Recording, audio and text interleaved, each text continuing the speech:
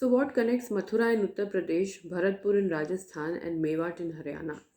The triangle of these three is emerging as the new Jamtara. Jamtara is a city in Jharkhand which has a dubious distinction of being the fishing capital of India. A very good evening to all and a very happy new year to everybody. दोस्तों एक समय था जब चंबल होता था और डकैत होते थे। आज जमतारा है और ऑनलाइन फ्रॉड्स होते हैं।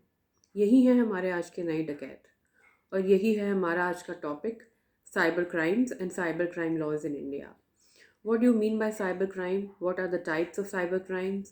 What are the cybercrime laws in India? What is the need for such laws and the importance of such laws? So, what is a cybercrime?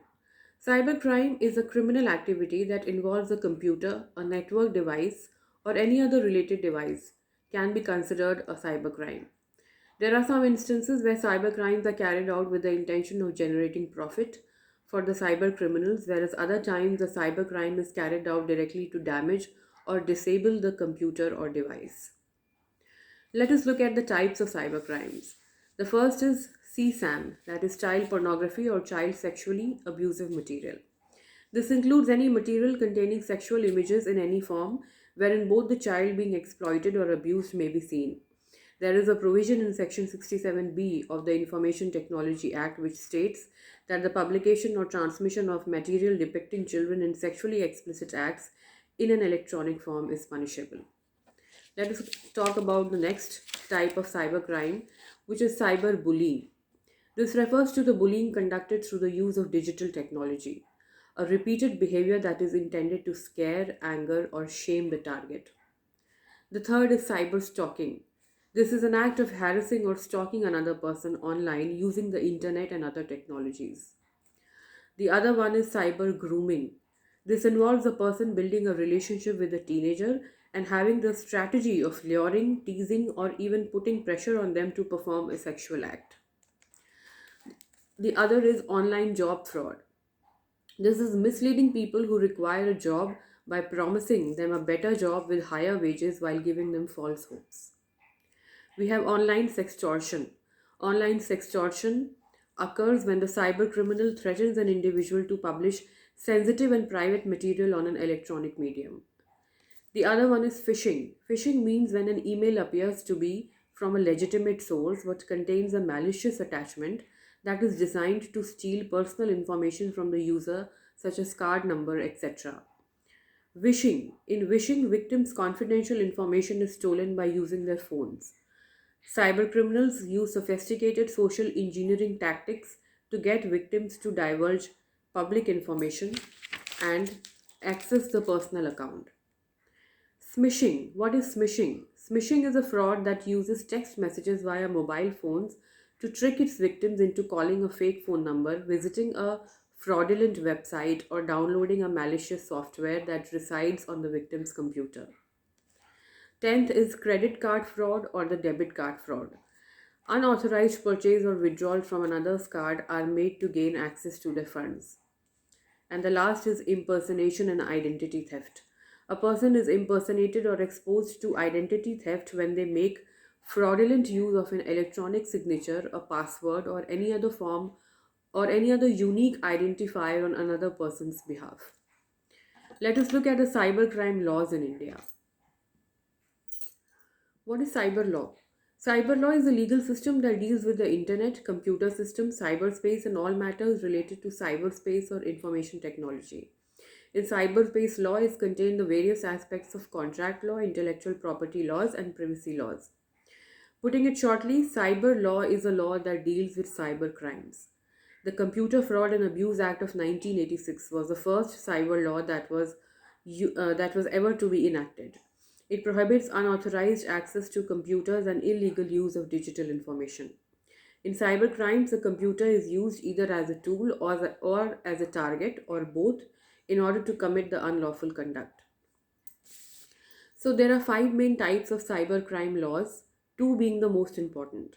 The first is the Information Technology Act 2000, and the second is the IPC, Indian Penal Code 1860. The Information Technology Act 2000. This is the first cyber law to be approved by the Indian Parliament.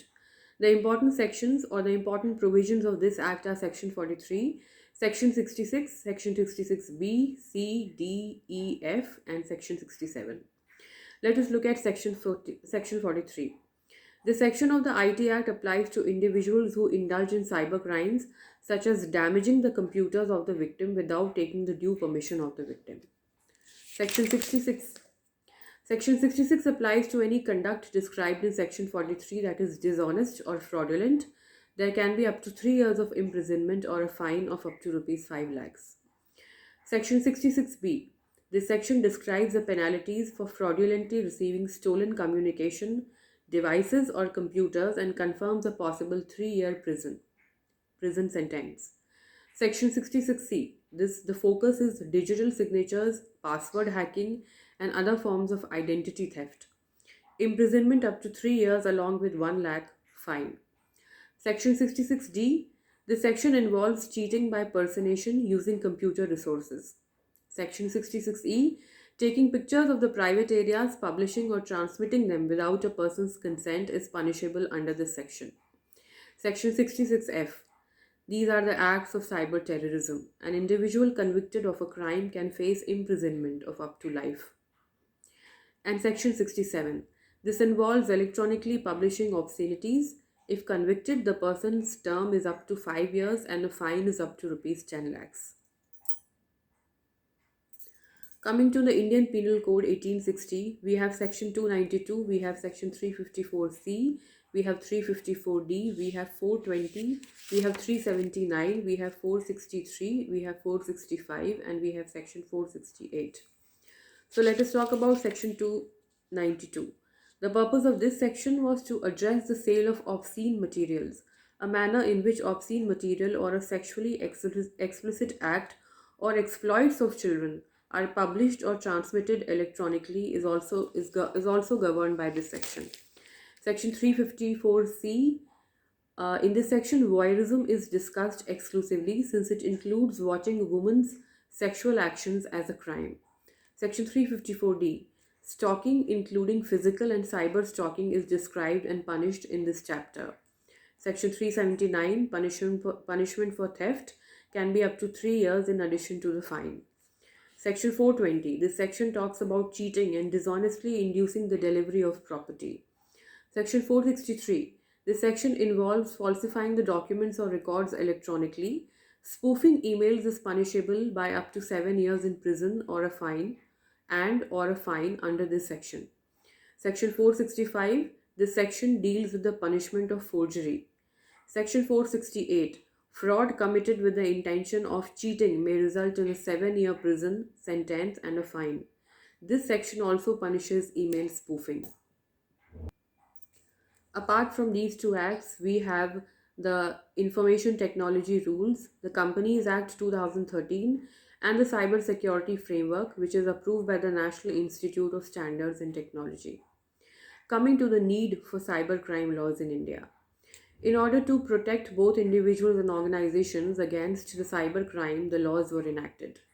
The cyber laws allowed other people or organizations to take a legal action against someone if that person violates and breaks the provisions of the law. Also, because internet is being widely used in our country today. The first is that all the transactions are associated with stocks are now executed in the DMAT format. Secondly, almost all the Indian companies have electronic records. A company may need this law to prevent the misuse of such data. The third is that the shopping today is done through the credit cards and the debit cards. Unfortunately, some frauds perpetrated by means of internet clone these credit cards and debit cards. Cloning is a technique that allows someone to obtain your information via internet. Also, because various government forms are being filled out electronically, such as income tax return and service tax returns, anybody can misuse those forms by hacking the government portal sites and thus cyber law is required under which legal action can be taken. Lastly, the business transactions are typically carried out by means of digital signature and electronic contracts. The misuse of digital signature and e-contracts can be easily accomplished by anyone involved with them.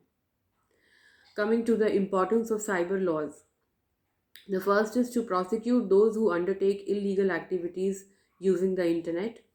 Prosecuting or retracting the hackers is the most important thing, since most cyber crimes are beyond the reach of felony, which is not a crime. Second is for security concerns, to protect the internet businesses and internet users from unwanted, unauthorized access to the computer device and malicious cyber attacks. And lastly, in cases involving a violation of cyber law, the action is taken against the individual on the basis of his location and how was he involved in that violation.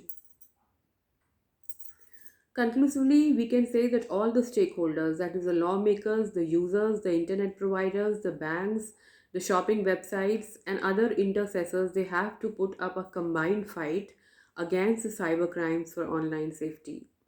तो दोस्तों, अगली बार कोई आपको phone पर अपने 16 digit number को confirm करने के लिए बोले, तो पहले आप ये ज़रूर कंफर्म कर लीजिएगा कि कहीं ये ऑनलाइन फ्रॉड तो नहीं है. Thank you so much.